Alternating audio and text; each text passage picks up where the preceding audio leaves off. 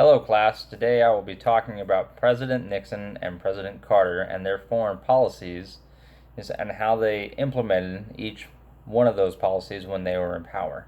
I'll be discussing it in detail, the difference between realism and idealism, and what each president did between the two. So I'm start with President Nixon since he was first, and then I'll move on to what President Carter did.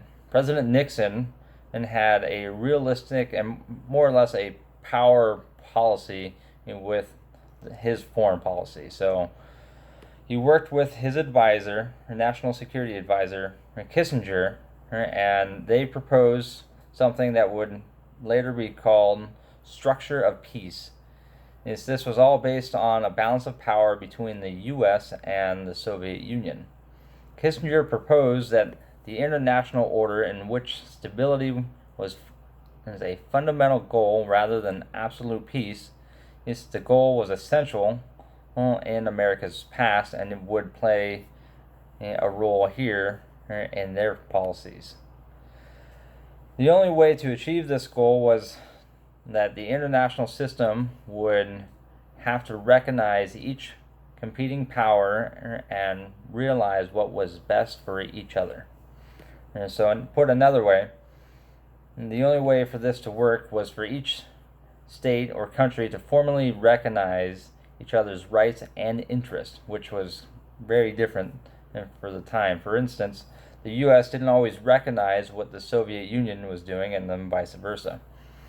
So this really played up the tensions during the Cold War. In short, this foreign policy was largely defined by what was best for each country, as I already mentioned, but something that really stood out with President Nixon's policy working with Kissinger was, quote, negotiate when possible, use force when necessary.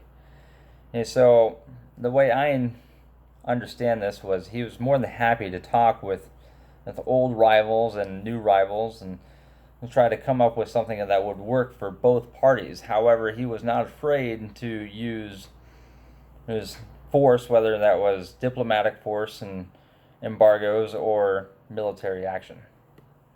So, President Nixon used a political approach and power to force his agenda with American and U.S. foreign policy.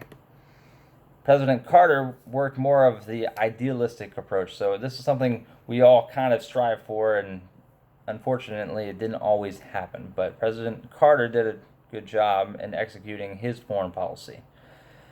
The idealistic approach starts with a few different things. The state and nation as the only one among many participants in foreign nations, values rather than interests, is predominantly, shaping foreign policy. Overall, global conditions, not relations between states, should dominate foreign policy thinking. So, what's going on in the world at the time should play more of an important role on what every other country should be doing to respond to those individual crises and/or events. President Carter worked really hard with different countries and third world countries to solve many problems, which he's now known for, where President Nixon he used his realistic approach, but it was also kind of a bully, depending on which report you read. But President Carter administration employed a global policy and idealistic approach to their policies, and that way they could ease tensions during the Cold War and those policies. So, according to the textbook,